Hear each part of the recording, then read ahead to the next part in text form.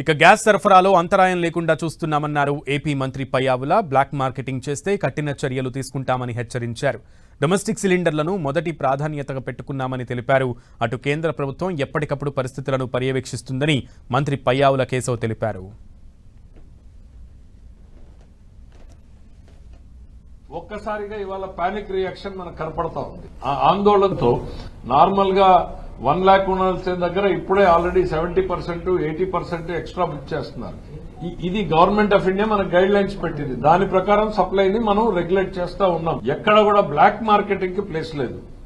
ఏ gas dealer అయినా black marketing కో దేనికైనా పాల్పడుతున్నాడు అనంటే మీరు ఇమీడియట్ గా ప్రభుత్వం దృష్టికి తీసుకురండి. గవర్నమెంట్ కూడా క్షేత్రస్థాయి వరకు చెప్తున్నాం, కంపెనీలకు చెప్పాం, సీరియస్ యాక్షన్ ఉంటుంది. గౌరవ ముఖ్యమంత్రి గారు చాలా స్పష్టమైన ఆదేశాలు ఇచ్చారు. ప్రజలకి ఎక్కడా కూడా ఇబ్బంది కలగకుండా మనం రెస్టోర్ చేయాలి. కుటుంబ అవసరాలకు కుటుంబాలు ఏవైతే వాడుతున్నారో గ్యాస్ సిలిండర్లు వాటిని ఫస్ట్ ప్రాధాన్యతగా పెట్టుకున్నాం.